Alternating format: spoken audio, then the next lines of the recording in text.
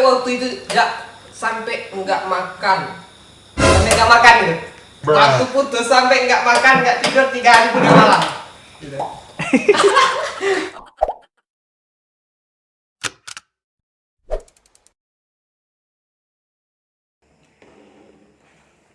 Baik, assalamualaikum warahmatullahi wabarakatuh.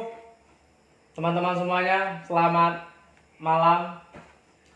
Kembali lagi bersama channel yang kece badai ini, yang keren cadas. Wah. Kembali lagi di channel aktivis Merah Maron. Aktivisnya anak muda Sarolangun yang mengisi. Oke. Kembali lagi bersama kami. Kalau dahulu teman-teman lihat channel ini penuh dengan konten-konten yang lumayan menggelitik, dan kali ini kita akan memberikan suatu nuansa yang berbeda. Karena apa? Karena kali ini kita akan membicarakan sesuatu hal yang belum dibicarakan oleh siapapun, baik di dunia nyata maupun di dunia maya. Oke, kembali lagi bersama saya Riza Fahlevi. Dan kali ini teman-teman, ini narasumber kita yang tentunya sudah tidak asing lagi di dunia aktivis, di dunia kancah pemuda Sarolangun. Siapa lagi kalau bukan bersama abang ganteng kita, Bang Amirza, Ketua Umum Gerakan Mahasiswa Sarolangun. Nah, apa yang bakal kami bicarakan? Apa yang akan kami diskusikan? Kita lihat saja. Oke, selamat malam Ketum. Selamat malam. Wah, alhamdulillah sehat Tum hari ini Tum. Alhamdulillah. Alhamdulillah sehat. Sakit. Bahaya Tum, sama-sama nih. Jangan-jangan Pak, jangan-jangan hal-hal yang tidak diinginkan tidak terjadi seperti itu ya. Jelas bukan terinfeksi virus lah. Wah, virus kebaikan gitu. Virus kebaikan ya.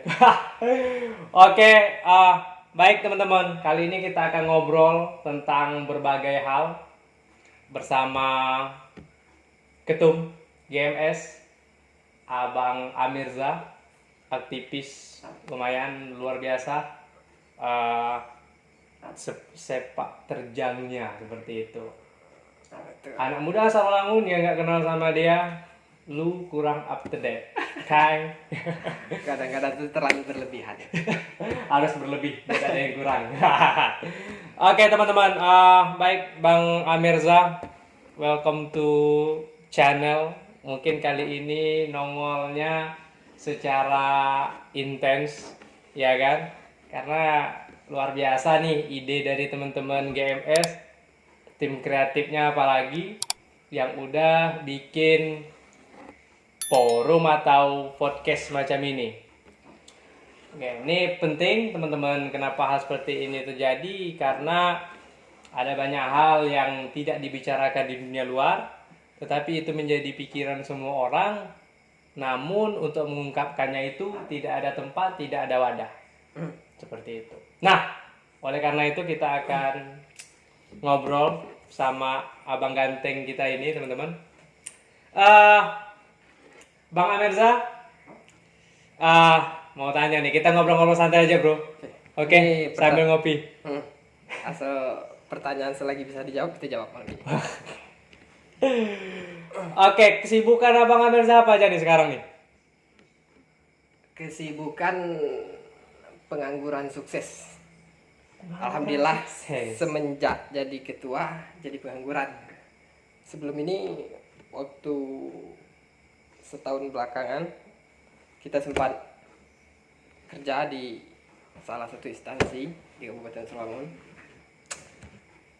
Namun setelah terpilih, memutuskan untuk mengakhiri masa kerja di pemerintah. Karena ada banyak hal yang menjadi beban moral yang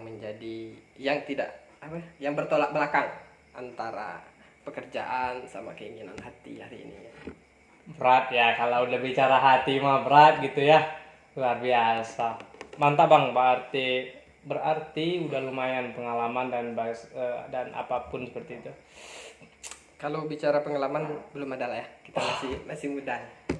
Memang harus seperti itu Bang. Anak muda memang minim pengalaman. Minim pengalaman, namun diharuskan untuk terus bergerak dalam kondisi apapun. Anak muda minim pengalaman karena itu dia tidak Lebih banyak apa berpikir, namanya? Iya, tapi lebih banyak bertindak. Saya rasa gitu. bergerak bersama ya. Oke.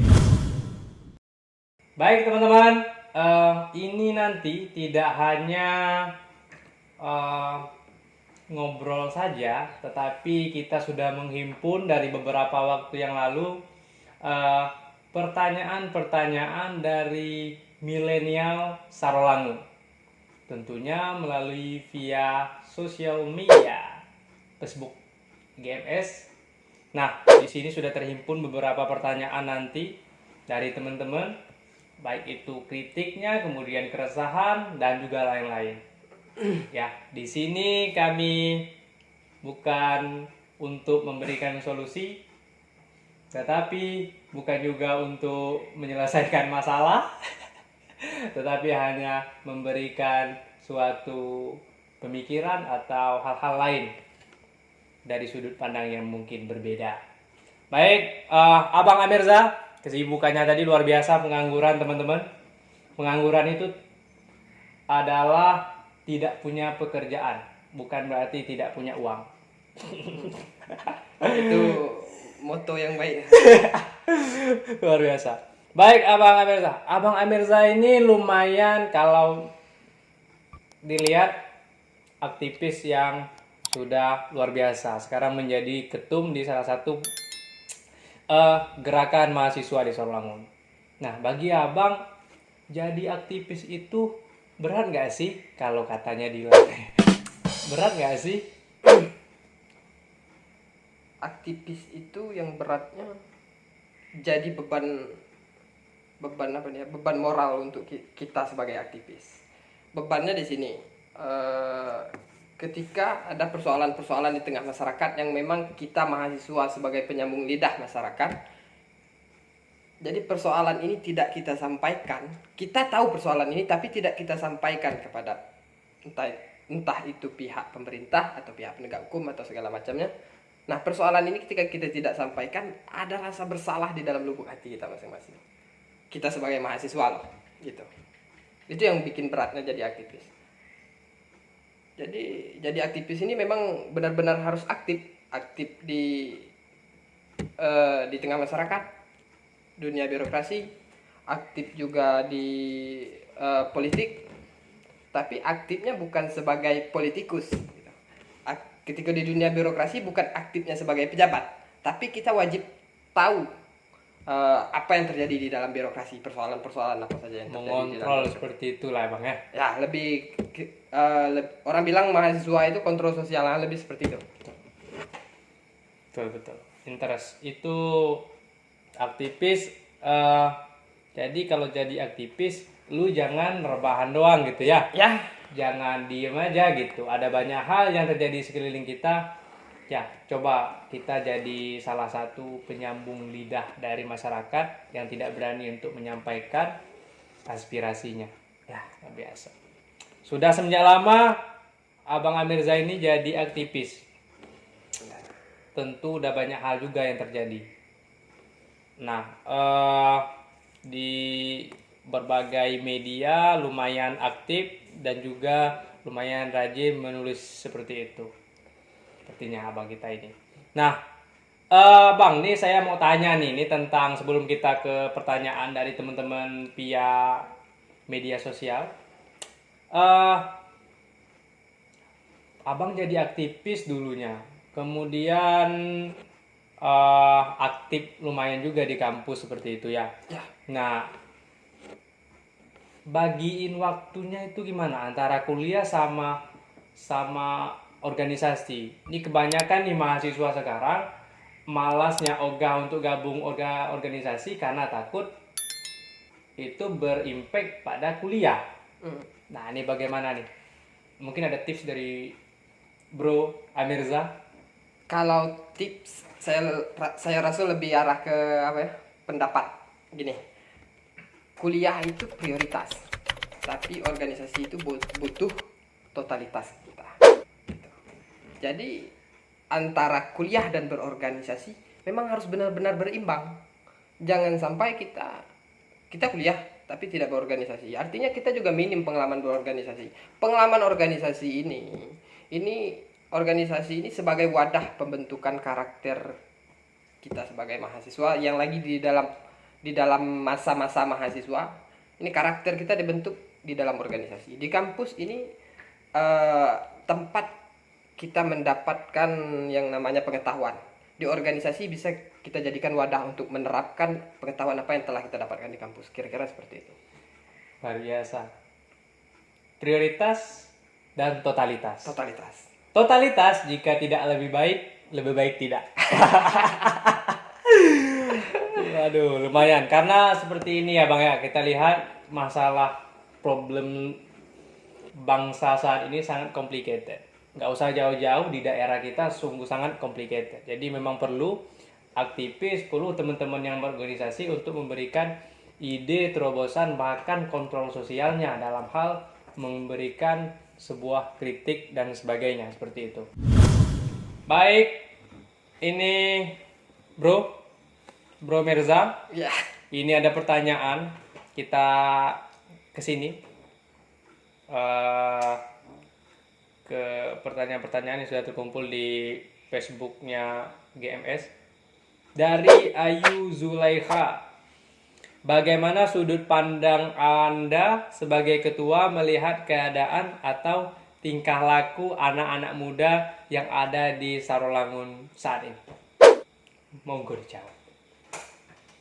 Saya rasa duduk di kursi ini agak sedikit panas malam ini ya. AC-nya udah lumayan full, tapi lumayan bermasalah gitu. Kalau bicara sudut pandang saya melihat kondisi anak-anak Sarolangun hari ini, khususnya pemuda-pemudi Sarolangun,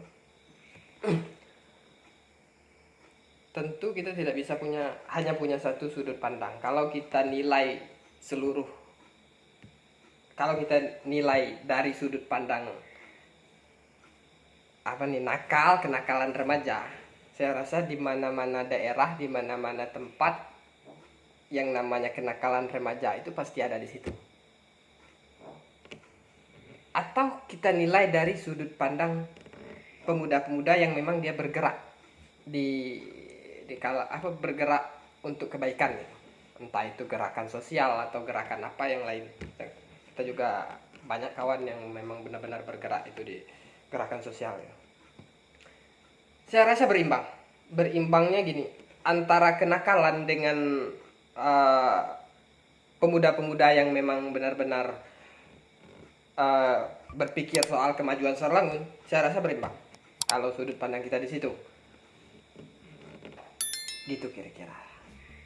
Oke, yang penting bagaimana cara melihat seperti itu ya. Ya benar. Artinya jangan kita punya satu sudut pandang. Kita mengukur Sarolangun ini penuh dengan pemuda-pemuda yang tidak kompeten di dalam bicara soal kemajuan Sarolangun. Itu salah. Karena itu sama dengan halnya kita menjustice sesuatu. Artinya biarlah kita nilai dari banyak sudut pandang. Berarti jangan melihat dari covernya saja ya. Ya, Don't judge book by its cover. Baik, Tum, brother Ketum. Ini ada pertanyaan selanjutnya nih, Tum. Dari IZ Begopi. Wow, luar biasa. Nih teman-teman bisa cari sendiri nanti ya di Facebook. Cari akunnya. Iya. Mohon maaf, mau nanya ketua. Sebentar lagi Kabupaten Sarolangun akan mengadakan pemilihan bupati dan wakil bupati. Udah ya, cuman ada PSU nanti. Tentunya banyak perbedaan baik dalam dukungan maupun pilihan antara anggota gerakan mahasiswa Sarolangun satu dengan yang lainnya.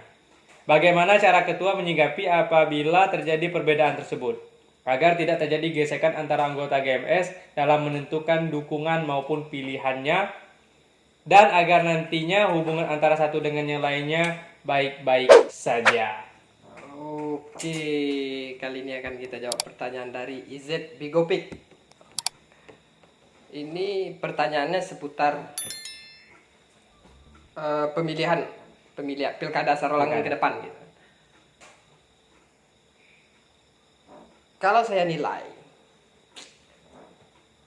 mahasiswa itu harus paham soal politik, harus punya kacamata politik, harus punya sudut pandang yang memang benar-benar tajam soal politik. Jadi kalau soal nanti bakal terjadi perbedaan antara kader, hari ini kita duduk di sini, tentu saudara Riza tentu berbeda pikiran sama kita. Perbedaan sudut pandang ini jangan sampai menjadi kendala kita di organisasi. Karena yang namanya politik itu untuk kader gerakan mahasiswa Sarolangun silakan menjadi silakan ikut andil soal politik. Tapi jangan bawa-bawa organisasi. Artinya individunya nggak masalah. Kalau soal perbedaan pandangan orang ini ya ini era demokrasi. Kita bebas menentukan siapa pilihan kita bebas menentukan harus kemana Sarolangun ini. Tentu dengan kacamata dan sudut pandang kita masing-masing sebagai mahasiswa, sebagai pemuda. Karena mahasiswa, pemuda ini bertanggung jawab soal kemajuan Sarolangun ke depan. Gitu. Artinya kalau persoalan perbedaan pandangan ini, saya rasa ini momen di mana adik-adik mahasiswa khususnya gerakan mahasiswa Sarolangun dewasa di dalam berdemokrasi.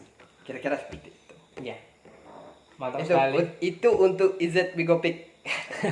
Artinya jangan anti terhadap politik. Karena setiap orang punya hak politik. Punya hak politik masing-masing. Berbeda pandangan jangan menjadi tantangan.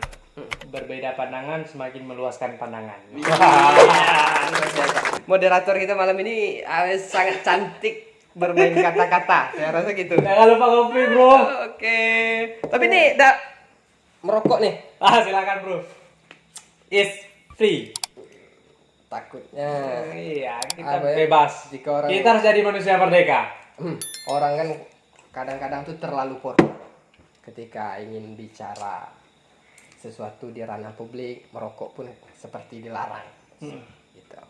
Takutnya seperti itu. Betul. Kita harus manusia merdeka itu manusia yang bebas menyatakan pikirannya dan seperti ini. Kita nggak ngelarang gitu.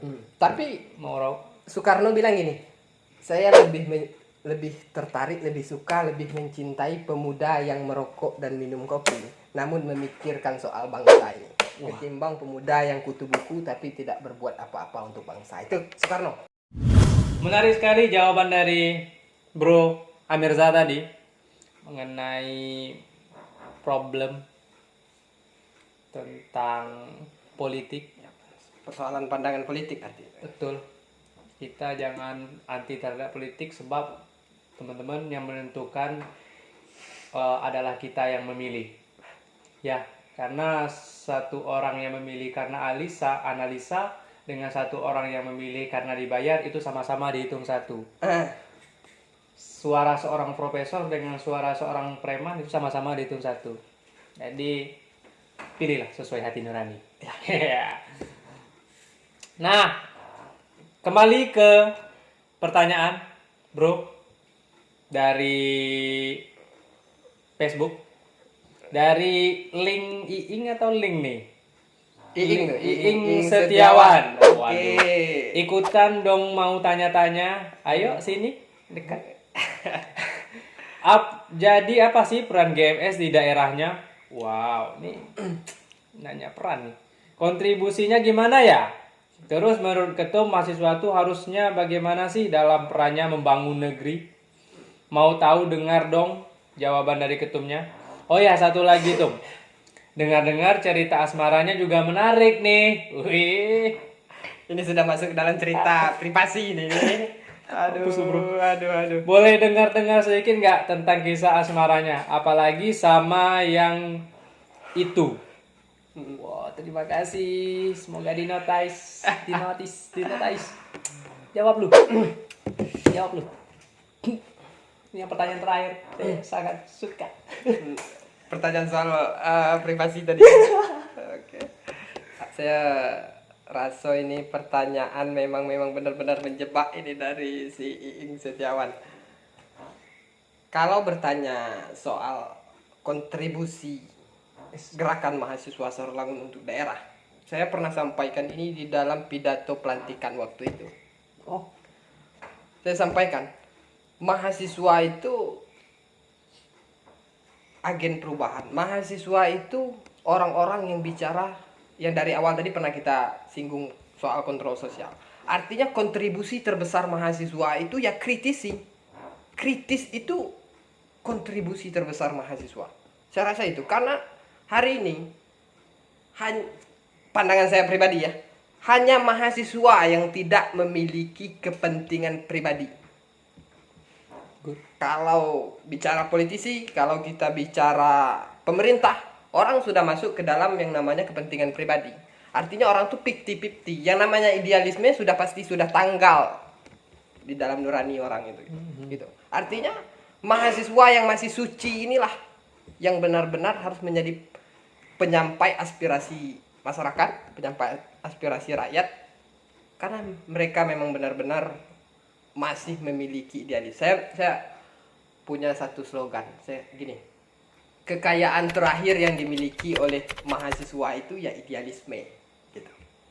Kira-kira seperti itu kontribusi terbesar mahasiswa untuk pembangunan daerah. Tan Malaka. Jadi ya saya setuju dengan dirimu bro. Karena kondisi sekarang dengan hilangnya oposisi kita tahu, belum lagi yang baru-baru ini yang agak ke arah oposisi, namun baru-baru ini juga tersensor ya. Yang baru di kudeta akhirnya apa mengakibatkan fungsi kritik yang dijalankan oposisi hilang. Artinya tidak ada kontrol sosial dari oposisi. Artinya setiap orang sekarang rakyat Indonesia apalagi mahasiswa itu adalah oposisi terhadap pemerintah. Jadi untuk check and balance mahasiswa berada di garda terdepan. Karena untuk satu partai PKS doang nggak cukup bro, nggak cukup. Habis kena libas terus. Belum lagi mau niat 3 periode. Hancur. Kalau sudah singgung-singgung 3 periode bisa-bisa diciduk nih. Sensor ya. Ya. Cuman aman kita dilindungi undang-undang. Mudah-mudahan. Mudah-mudahan undang-undang masih berpihak kepada suara-suara mahasiswa hari ini. Tapi tuh pertanyaan terakhir lo dijawab itu. Mengenai aktualisasi dong. Ya kan? Nah, ini menarik. Ini juga jadi pikiran saya. Ini sama saya sama Bro Iis Setiawan mengenai asmaralisasi, karena ya siapa sih yang nggak mau sama orang seganteng dia gitu kan? Ganteng dia dikit, sayanya banyak gitu. Moderatornya berlebihan nih. Jadi Iing ini memang sosok seorang sahabat yang benar-benar memperhatikan sahabatnya. Ya, ketika saya benar-benar terpuruk dalam urusan asmara gitu. Waduh. Pada saat itu mungkin dia masih ingat nih. Dia ini menyinggung. Ini saya bilang, Iing ini mungkin memang benar-benar ingin menjepit saya di dalam pertanyaan ini, gitu.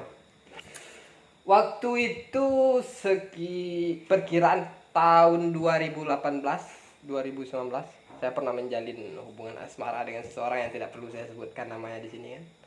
Nah, kira-kira waktu itu 2019 awal. Berakhir 2019 awal itu ya benar-benar menjadikan saya, membuat saya hidup di terpuruk. Jadi orang sering memandang rendah urusan percintaan hari ini. Jangan salah loh, urusan percintaan ini bisa membuat orang gila. Tapi ada banyak orang yang ketika urusan asmaranya rusak, sakit, bahasa anak sekarang ini kan sakit hati, patah hati gitu. Tapi dari urusan asmara ini ketika dia patah hati, dia jadikan sebagai motivasi dia untuk bangkit. Saya rasa itu hal yang positif. Nggak ada yang salah di posisi itu. Gitu kira-kira. Jadi urusan asmara saya pernah patah hati pada tahun 2019 awal gitu.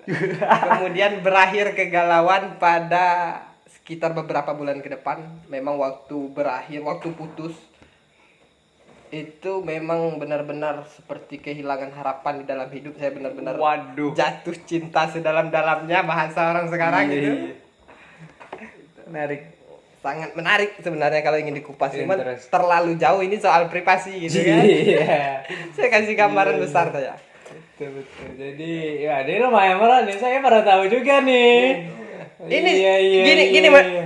Sampai waktu itu sampai nggak makan. Sampai nggak makan itu. Waktu putus sampai nggak makan, nggak tidur 3 hari 3 malam. Gitu. Orang bilang bucin ya, terserah lah. Yang saya rasakan pada saat itu, saya benar-benar ngerasa terpuruk dan benar-benar jatuh seperti kehilangan harapan di dalam kehidupan. Waduh, ini berat nih bro. Ini berat nih guys, untuk dimanapun anda berada. Jadi teman-teman jangan takut sakit hati, jangan takut patah hati.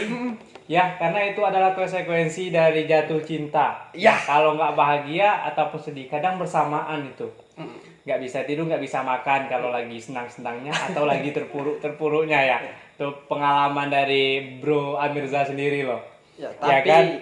di tengah keterpurukan kita, saya punya pesan sedikit. Seperti apapun keadaanmu, jangan pernah tinggalkan temanmu, karena temanmu lah yang mampu menyelamatkanmu dari hal-hal yang buruk. Saya rasa Al-Quran pun bicara soal itu. Orang bicara soal silaturahmi. Teman ini kan silaturahmi kita. Betul. Jadi jangan pernah tinggalkan teman di dalam keadaan apapun. Mm-mm. Waktu itu, ini ada si Iing itu yang benar-benar menemani saya nggak makan 3 hari 3 malam. Gitu, kan? Oke. Makanya dia sampai bertanya. Waduh. Aduh. Nah, aduh. ini saya jadi tertarik ini bro, buat nanya nih, kenapa nih ya kan? Ini dengan pengalaman yang seperti itu tadi, ntar kita balik lagi ke politik lah. Iya. Korek-korek Masalah pribadi dulu nih. Ini jadi tertarik karena pengalaman itu tadi sampai nggak makan dan lain-lain lah ya kan, membuat anda agak sedikit anti terhadap cinta atau membuat anda is okay, is fine, is reality dan harus kita jalani ya. Oh enggak. Saya anggap cinta ini bukan membuat saya trauma, justru saya merindukan saat-saat jatuh cinta.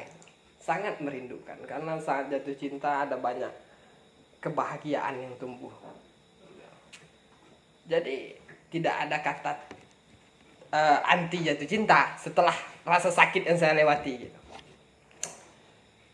Cuma lebih waspada memilih untuk kedepannya siapa pasangan kita harus lebih waspada, harus selektif lah memilih. Jadi orang sering bertanya nih, ini mungkin ada nih pertanyaan nih, kemarin saya cek juga di Facebook itu pertanyaan apa, kapan nikah gitu kan.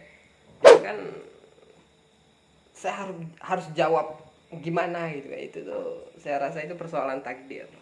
Jodoh kita mungkin sudah ditentukan sama Tuhan, kita juga sudah berusaha semaksimal mungkin mencari, memilah dengan seselektif mungkin menentukan pasangan kita. Luar biasa teman-teman, pengalaman pribadi yang dialami oleh Bro Amirza, Bro Ketum kita ini. Luar biasa. Saya rasa nggak cuma dia yang merasakan itu ya. Tapi saya canggung loh, dia panggil ketum gitu, Iya, di tempat umum itu sangat canggung. Terus dia panggil apa? Sayang. Aduh, mengerikan. Oke, kita kembali lagi ke beberapa permasalahan nih, Dom. Masuk ke dalam pertanyaan-pertanyaan yang sedikit hangat. Iya, ini tentang ini dari Bro Deddy Kurniawan. Iya. Waduh, nih nggak asing nih. Emang bukan orang asing ya. Bagaimana pandangan Anda sebagai ketua melihat persoalan-persoalan Kabupaten Sarolangun ini? Seperti maraknya COVID-19, COVID-19, dan yang lebih mencuat persoalan pemberantasan peti, penambangan emas tanpa izin. Coba ngabsen ya kan, buat surat gitu izin. Terus di Kabupaten Sarolangun khususnya, adakah solusi untuk mengatasi hal tersebut? Silakan, Bro. harus kita jawab dari persoalan COVID ini kan. Jadi, Saya rasa ini persoalan COVID ini kan bukan Sarolangun saja yang terdampak. Artinya seluruh Indonesia, dunia pun terdampak persoalan COVID. Namun yang menjadi perhatian kita, fokus perhatian kita tentu Sarolangun. Karena kita bicara Sarolangun. GMS ini kan organisasi lokal yang bicara soal kemajuan Sarolangun. Jadi ada beberapa hal yang perlu kita kritisi soal COVID ini sebenarnya. Cuman semoga ini ditonton langsung oleh dinas terkait ke depan. dinas terkait ya. Dinas Dinas terkait gitu. yang inisialnya. Aduh. Oke, lanjut. Memang persoalan COVID ini harus hari ini orang bicara anggaran vaksin segala macam. Dan begitu juga di tahun 2020, 2019 kemarin. Harus soal anggaran ini harus benar-benar transparan sehingga kami mahasiswa mengerti dan paham, tahu berapa anggaran COVID-19 ini di Sarolangun gitu. Itu. Kira-kira seperti itu. Kalau COVID berarti tentang transparansinya. Tentang transparansi dana COVID. Betul. Itu yang kita minta kepada Ya, pemerintah. masyarakat tentunya juga menunggu-nunggu itu ya. Masyarakat juga menunggu-nunggu hari ini berapa duit daerah yang kita pakai untuk mengatasi persoalan COVID ini. Sudah sejauh apa tindak lanjutnya dan bagaimana impactnya seperti itu ya. Benar. Kan? Betul. Interest. Terus mengenai peti bro. Wah ini lagi hangat-hangatnya. Ya. Waduh, lagi hangat-hangatnya ya. Lagi lumayan jadi trending topik di kancah Sarolangun dan sekitarnya ya teman-teman ya. Ini lumayan. Hari ini memang persoalan persoalan peti ini memang jadi isu hangat Sarolangun. Saya rasa pemuda siapapun itu orang sudah pasti bicara soal peti ini. Namun satu hal yang ingin saya kasih tahu kepada para penonton, khususnya para mahasiswa. Ini persoalan peti ini menyangkut persoalan lingkungan. Kita harus punya sebuah komitmen, harus berdiri di posisi mana? Berdiri di posisi orang yang merusak lingkungan atau orang yang menjaga lingkungan. Gitu. Artinya seorang mahasiswa hari ini, para penonton harus punya sikap, harus berdiri di posisi yang mana. Karena persoalan peti ini persoalan yang rumit. Gitu. Di dalam persoalan peti ini maraknya narkoba ada di situ, terus apalagi nih persoalan ekonomi juga ada di situ, persoalan lingkungan pun ada di situ. Karena lingkungan ini adalah tempat Sarolangun ke depan ini seperti apa? Wajah Sarolangun ke depan ini seperti apa? Apakah bumi Sarolangun ini sudah hancur ke depan? Kan gitu. Artinya memang benar-benar kita harus bahu membahu untuk masalah peti ini, entah itu pemerintah daerah ataupun kita mahasiswa ataupun para pemuda, para masyarakat memang harus memikirkan persoalan lingkungan karena kami ini adalah generasi yang akan hidup 10 tahun ke depan. Kalau lingkungan hari ini sudah rusak, kami hidup di dalam masa sulit 10-20 tahun ke depan. Gitu, kira-kira seperti itu. Ya, karena ini kalau dari datanya Greenpeace nih, kita baru saja nih bro memperingati Hari Hutan sedunia, kemudian juga Hari Air, luar biasa. Nah, ini setiap tahunnya itu ada 10 ribu atau 10 jutaan gitu hektar lahan yang hutan yang digundulkan terdampak. Oke lah, mungkin entah dari korporasi, entah itu kalau di Sarolangun saya lihat karena dampak dari peti ini luar biasa. Ini berdampak karena orang-orang udah kemarinnya itu di sungai seperti itu, sekarang udah ke hutan dan banyak sekali hutan-hutan yang sekarang terjadi penggundulan, terjadi perambahan akibat peti. Ini luar biasa saat ini. Oke bro, ini pertanyaan masih di dunia sosial media. Luar biasa nih, banyak yang nanya nih. Anak Sarolangun memang kritis-kritis rupanya ya.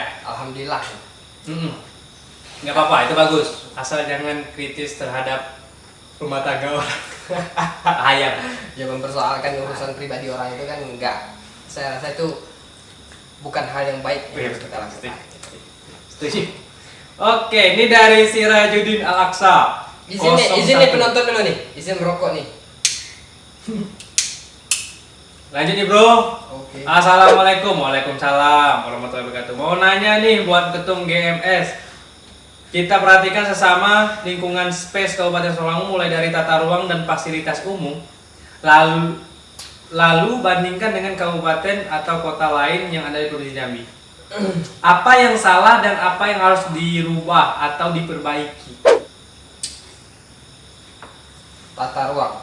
Saya rasa ini lebih mengarah kepada persoalan kota. Jadi terakhir waktu 2017 dulu waktu masih sering-seringnya keluyuran malam.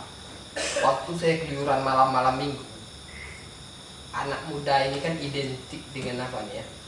Malam minggu ini dijadikan sebagai malam di mana malam kebebasan ya itu.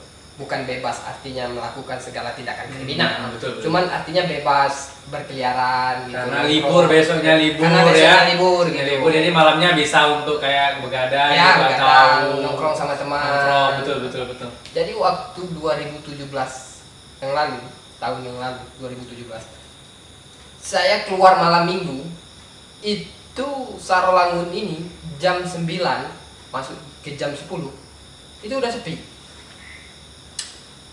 Terakhir beberapa sebulan yang lalu barangkali saya keluar malam minggu, saya lihat Sarolangun ini sampai jam 11 anak mudanya masih ramai.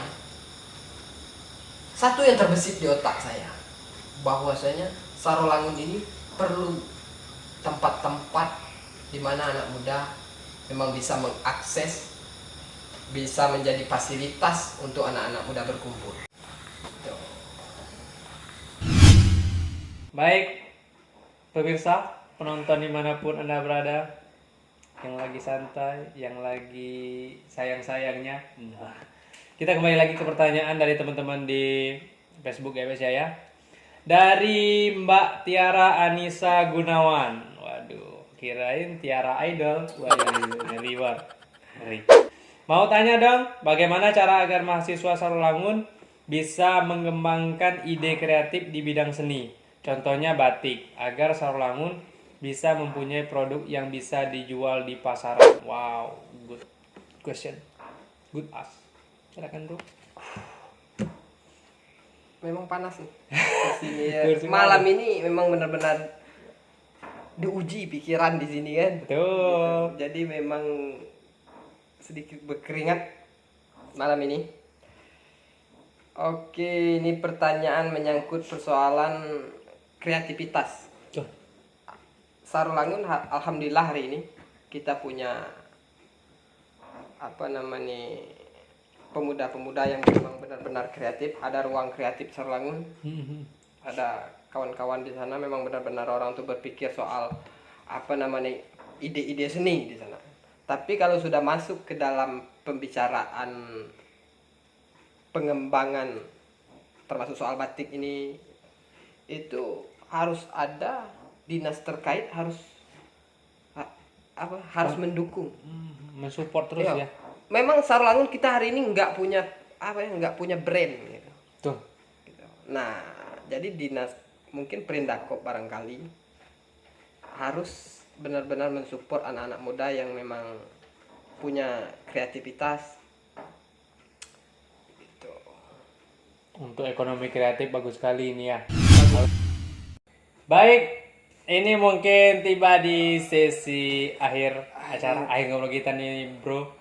Ini ada pertanyaan satu lagi nih. Ini saking banyak nih udah numpuk. Ini beberapa pertanyaan juga nggak bisa kita sampaikan di sini teman-teman. Tapi insya Allah ke depan bakal kita coba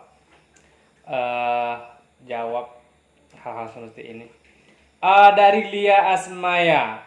Bang izin mau nanya nih, apa pendapat Anda sebagai ketua GMS tentang para pemuda yang main TikTok? Ini mah bukan pemuda aja ya, pemudi ya lebih banyak ya. Ayo bro. Aduh. Jadi kalau soal TikTok ini saya tutup mulut lah. Tutup mulut, angkat tangan. Aduh.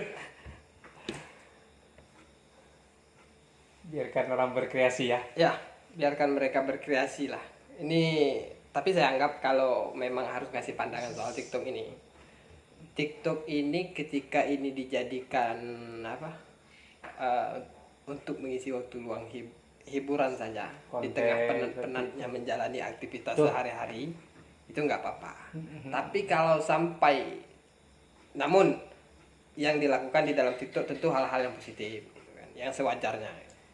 Tapi kalau TikTok ini sampai mengganggu aktivitas kita sehari-hari, khususnya mahasiswa sampai malas belajar, yang hobi game gitu kan, sampai game online tuh sampai malas belajar, sampai lupa baca buku, Meninggalkan sholat. meninggalkan Allah, sholat. astagfirullahaladzim. Nah itu yang salah. Betul. Tapi kalau cuma sekedar sebagai pengisi waktu luang di tengah penatnya menjalani aktivitas sehari-hari, saya rasa ini enggak fine ya? Ya, oke. Baik. Ini yang terakhir bro. Saya mau dengar nih closing statement, katakanlah seperti itu, tentang harapan dirimu atau anak muda, atau harapan Solangun, atau harapan kepada para pejabat-pejabatnya lah gitu. Harapan saya selaku ketua GMS, yang pertama ini harapan dengan kader Gerakan Mahasiswa Sarawangun. Nah, saya berharap mereka ini memang benar-benar menjadi kader, bukan hanya sekedar memasang nama di dalam organisasi. Gitu. Jadi benar-benar mengikuti proses kaderisasi, mengasah kemampuan, militansi, sehingga ke depan orang ini memang benar-benar jadi kader penerus di Sarawangun. Gitu maksud saya. Ini untuk mahasiswa yang tergabung di dalam organisasi Gerakan Mahasiswa Sarawangun. Begitu juga untuk kawan-kawan pemuda dan mahasiswa yang lain juga. Harapan kita tentu kita ingin mahasiswa ini memang sebagai tongkat estafet negeri ini. Artinya kemampuan kita hari ini harus benar-benar kita asah untuk mengisi 10 tahun, 20 tahun ke depan. Itu. Aku sedikit masukan dari saya. Betul. Oke, luar biasa sekali teman-teman. Baik, sebelum berakhir ada satu pertanyaan untuk ketum kita. Boleh. Sarawangun, Maju. sampai ketemu di episode yang akan datang. Jangan lupa subscribe, like, and comment. Dan silakan request di kolom komentar untuk narasumber selanjutnya. Dah, see you.